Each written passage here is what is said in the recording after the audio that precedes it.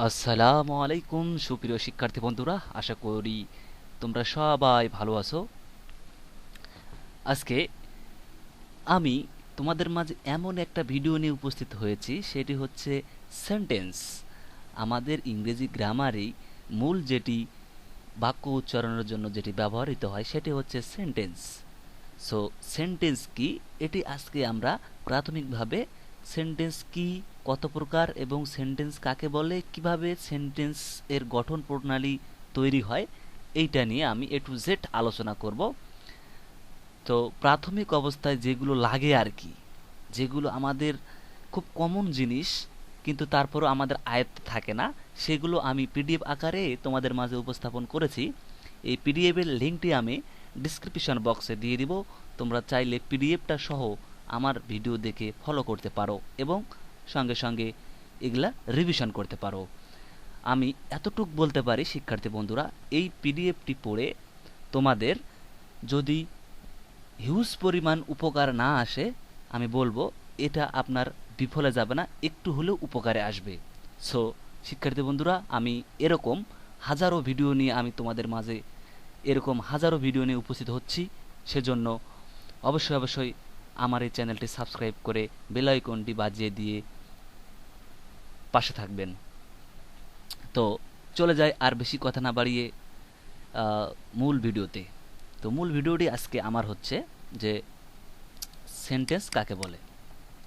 ওকে, তো আমরা প্রথমে বলি যে সেন্টেন্স হচ্ছে বাক্য।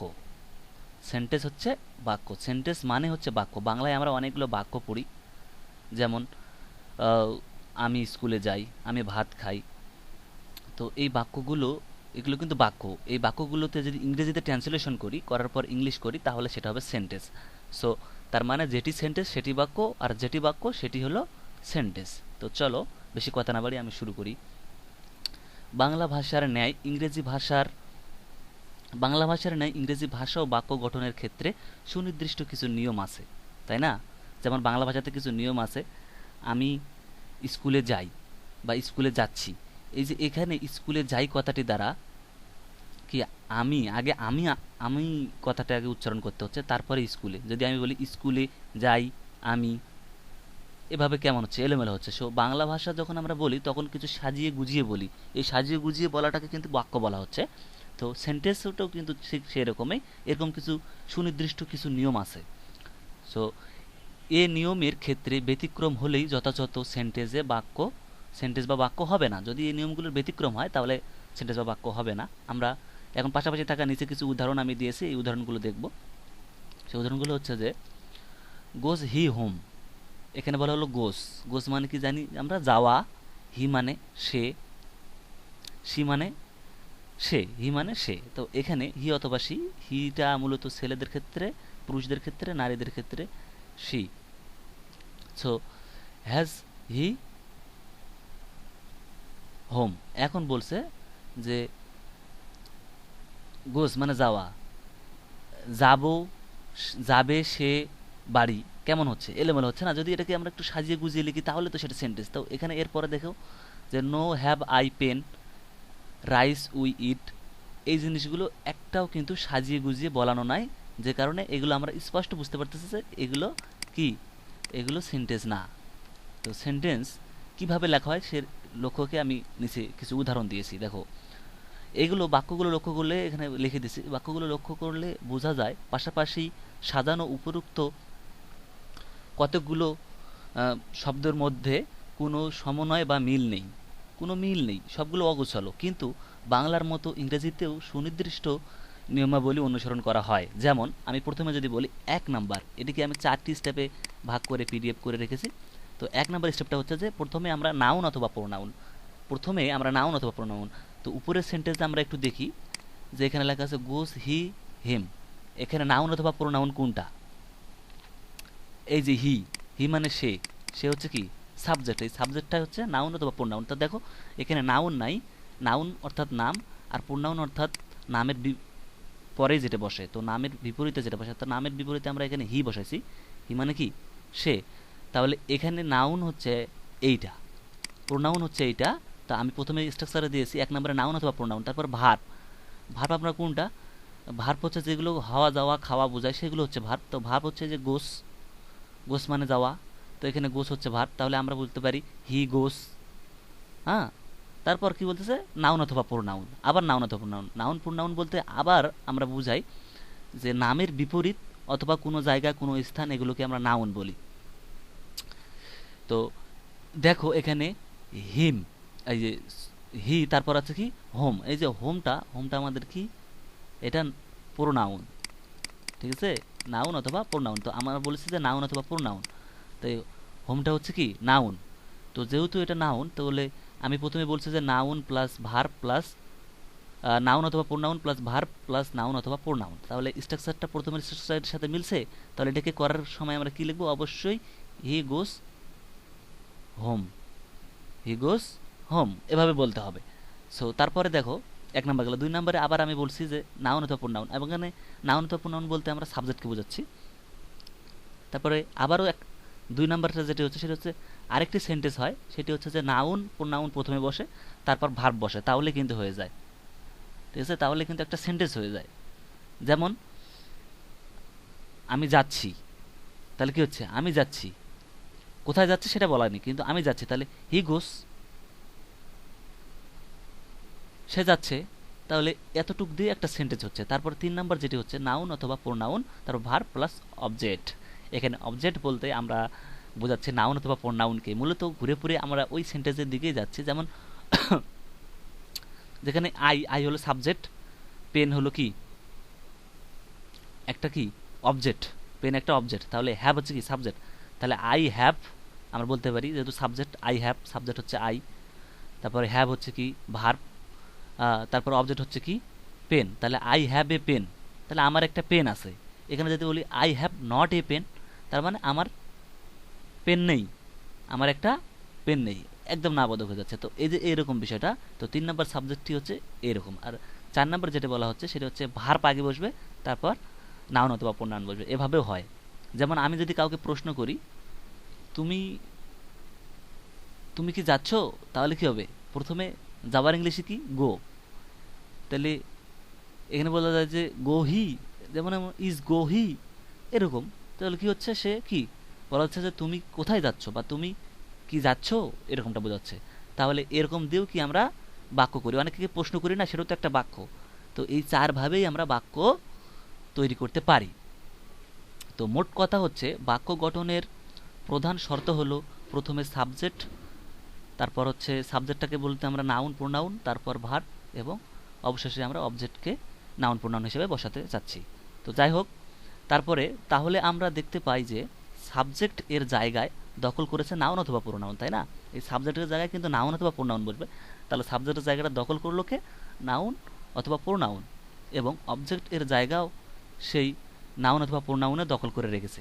সুতরাং এটি স্পষ্ট যে বাক্যগুলোতে একটা নির্দিষ্ট অর্ডার মানে শৃঙ্খলা, এই অর্ডার মানে হচ্ছে শৃঙ্খলা, এই অর্ডার কিন্তু সেই অর্ডার না, আদেশ করা কিন্তু না, এই অর্ডার হচ্ছে শৃঙ্খলা, এই অর্ডার মানে ORDER, অর্ডার মানে শৃঙ্খলা। তো এখানে বোঝাচ্ছে বাক্যগুলোতে একটি নির্দিষ্ট শৃঙ্খলা, কিছু শব্দ ও একটা পরিপূর্ণ অনুভূতি কাজ করছে, এই বাক্যগুলোতে একটা অনুভূতি কাজ করছে, সেই হিসাবে 3টি বিষয় একটি সার্থক বাক্যে লক্ষ্য করা যায়। তার মানে এই যে 3টি বিষয়, এই 3টি বিষয় দিয়ে সাবজেক্ট, ভার্ব আর অবজেক্ট, এই 3টি বিষয় দিয়ে একটা সাবজেক্টের শৃঙ্খলা মানে নিয়ম, ধারাবাহিকতা বা সৌন্দর্য, অনুভূতি প্রকাশ করে, এটাই হচ্ছে বাক্য। তো সেগুলো আমি নিচে দিচ্ছি, দেখো কিভাবে হয়। যে বাক্যগুলো হলো এক গ্রুপ অফ ওয়ার্ডস, মানে একগুচ্ছ শব্দ হতে পারে। 2 নম্বরে অর্ডার অফ দ্য ওয়ার্ডস, মানে শৃঙ্খলীয় শব্দ হতে পারে, শব্দবলী হতে পারে। আর 3 নম্বর যেটি থাকতেছে সেটি হচ্ছে যে এ কমপ্লিট সেন্টেন্স, কমপ্লিট সেন্টেন্স মানে পূর্ণতা, একটা সেন্টেন্সের সম্পূর্ণ পূর্ণতা আসবে। যেমন একটা সেন্টেন্স যদি উচ্চারণ করো সে কথাটি দ্বারা যেন সে সম্পূর্ণ বুঝতে পারে, তার মনে যেন কোনো প্রশ্ন না জাগে, এটিকে বলা হচ্ছে কমপ্লিট সেন্টেন্স। তার মানে একটি অর্থের পূর্ণতা সেন্টেন্স থাকবে। ওকে, হ্যাঁ, তাহলে বাক্যের সংজ্ঞাটি এভাবে নির্ধারণ করা যায়। ইংলিশেতে যদি বলি, a sentence is a group of words that are around is a way to provide a complete sentence or meaning. এটির অর্থ এভাবে বোঝাচ্ছে যে বাক্য হলো কতকগুলো শব্দের সমষ্টি যেগুলো এমনভাবে সজ্জিত হয় যা একটি পরিপূর্ণ অনুভূতি বা অর্থ প্রকাশ করে। একটি বাক্য আসলেই আমাদের একটি বাক্য কিন্তু এরকমই হওয়া উচিত যে বাক্যটি দ্বারা যে শ্রোতা যে শুনবে সে যেন সম্পূর্ণ সেন্টেন্সটা বুঝতে পারে, সে আমার কথাগুলো যেন বুঝতে পারে, আমার কথাটি দ্বারা যেন আমার মনের কথাগুলো সে বুঝতে পারে, আমার অনুভূতি প্রকাশ হয়, এটিকেই কিন্তু বাক্য বলা হবে। নতুবা যদি এলোমেলো অগোছালোভাবে বলি জবর অলস, তাহলে কিন্তু সেটাতে হবে না বন্ধুরা। আশা করি তোমরা বুঝতে পারছো। তো এই বাক্যের মূল গঠন কাঠামো এক হলেও ভিন্ন ধরনের বাক্য লক্ষ্য করা যায়। এই স্ট্রাকচার বা গঠন দিক থেকে বাক্য 5 প্রকার।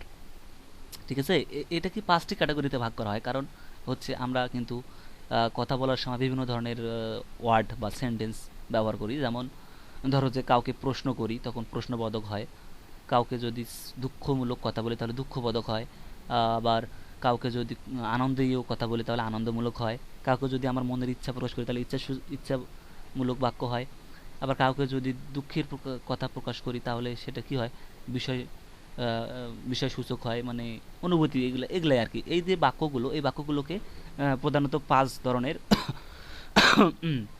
সরি বন্ধুরা, বাক্যগুলোকে 5 ধরনের আমরা ভাগ করতে পারি। এই 5 ধরনের হচ্ছে, প্রথমে আমি যেটা কি বলবো সেটা হচ্ছে অ্যাসার্টিভ সেন্টেন্স, মানে বিবৃতিমূলক। এই অ্যাসার্টিভ সেন্টেন্সটিতে আমরা আমাদের বিবরণগুলো তুলে ধরি। এখানে কোনো রকম প্রশ্ন করা হয় না, এখানে কোনো রকম দুঃখ আনন্দ বেদনা এগুলো কোনো রকমের জিনিস আসে না, কোনো ধরনের সাবজেক্ট এখানে আসে না। তো এটিকে আমরা বলবো অ্যাসার্টিভ সেন্টেন্স। অ্যাসার্টিভ সেন্টেন্স নিয়ে আর এর বিস্তারিত তথ্য আমি নিচে আবার আলোচনা করব, তার আগে আমি এই 5টি বিষয় বলে দিই। তারপর 2 নম্বর আসতেছে ইন্টারোগেটিভ সেন্টেন্স। ইন্টারোগেটিভ সেন্টেন্স হচ্ছে প্রশ্নবোধক বাক্য। আচ্ছা, প্রশ্নবোধক বাক্যটা কেমন? যদি কাউকে প্রশ্ন করা হয়, তুমি কি যাচ্ছ, তুমি এখন কোথায় যাবে, তুমি কি করবে, তুমি কি খাবে, এই ধরনের যে কথাগুলো আমরা বলে থাকি, এই কথাগুলো, এই বাক্যগুলো, এগুলো হচ্ছে ইন্টারোগেটিভ সেন্টেন্স। তারপরে হচ্ছে 3 number imperative sentence. Imperative sentence হচ্ছে অনুজ্ঞাসূচক। অনুজ্ঞাসূচক কেমন? যদি কাউকে আমার মনের কথা প্রকাশ করি, আনন্দ, তারপর আমি কোনো জায়গায় পরীক্ষা দিয়ে সেখানে A+ পেয়েছি, তাকে বলবো আমি এটা পেয়েছি, আমি নিজেকে ধন্য মনে করতেছি। এই ধরনের যে বাক্যগুলো দ্বারা প্রকাশ হয়, এই ধরনের বাক্যগুলো যেগুলো সেন্টেন্স দ্বারা প্রকাশ করা হয়, সেই সেন্টেন্সগুলোকে ইম্পারেটিভ সেন্টেন্স বলা হচ্ছে। 4 নম্বর যেটি থাকতেছে, 4 নম্বরে হচ্ছে তোমাদের অপারেটিভ সেন্টেন্স। অপারেটিভ সেন্টেন্স হচ্ছে ইচ্ছাসূচক সেন্টেন্স। অপারেটিভ সেন্টেন্স হচ্ছে ইচ্ছাসূচক সেন্টেন্স। যদি কাউকে মনের ইচ্ছা প্রকাশ করা হয়, আমি এটা করতে চাচ্ছি, ওটা করতে চাচ্ছি, সেটা করতে চাচ্ছি, কিন্তু পাচ্ছি না, কি করব, আমাদের বন্ধুদেরকে যেরকম করে বলি, এই ধরনেরগুলো হচ্ছে কি অপারেটিভ সেন্টেন্স।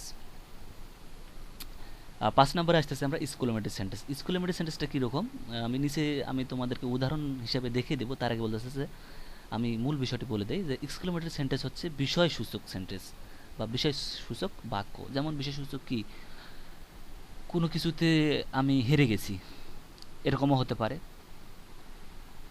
অ্যান্ড এরকমও হতে পারে যে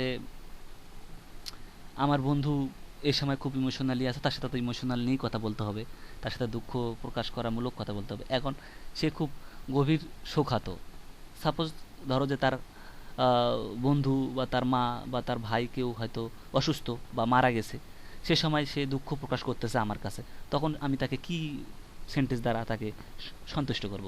তখন তাকে অবশ্যই আমি বিষয়সূচক দুঃখমূলক বাক্য এক্সক্লেমেটরি সেন্টেন্স দিয়ে তাকে সান্ত্বনা দেব যে দেখ বন্ধু, তুই তো দুঃখ তোর মনে, আমারও খুব খারাপ লাগতেছে, এভাবে তো কথা বলবো। তো সে ধরনের কথাগুলোকে আমরা এক্সক্লেমেটরি সেন্টেন্স হিসেবে প্রকাশিত করতেছি। তাহলে সেন্টেন্স কয় প্রকার হচ্ছে? সেন্টেন্স মূলত 5 প্রকার। 1 হচ্ছে অ্যাসার্টিভ সেন্টেন্স, 2 হচ্ছে ইম্পারেটিভ সেন্টেন্স, 2 হচ্ছে ইন্টারোগেটিভ সেন্টেন্স, 3 হচ্ছে ইম্পারেটিভ সেন্টেন্স, 4 হচ্ছে অপারেটিভ সেন্টেন্স, 5 হচ্ছে এক্সক্লেমেটরি সেন্টেন্স। তো এই 5 সেন্টেন্স নিয়ে মূলত আমাদের সেন্টেন্স গঠন হয়, বাক্য তৈরি হয়। বাংলাও কিন্তু তাই। তো এখন আমি তোমাদের সাথে আলোচনা করব 1 নাম্বার সেন্টেন্স অ্যাসার্টিভ সেন্টেন্স নিয়ে।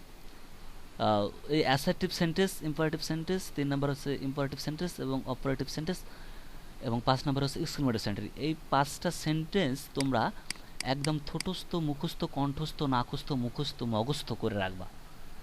আর এই 5টি সেন্টেন্সের বিবরণ আমি এক এক করে নিচে ভিডিও নিয়ে আসবো, সেই ভিডিওগুলো তোমরা দেখবে।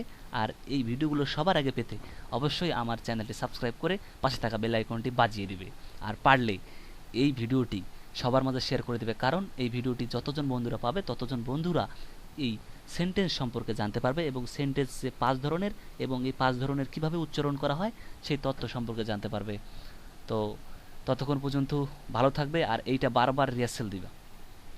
ভালো থাকবে বন্ধুরা। ধন্যবাদ এতক্ষণ ধরে আমার সাথে আমার এই লেকচারগুলো শোনার জন্য। ধন্যবাদ সবাইকে।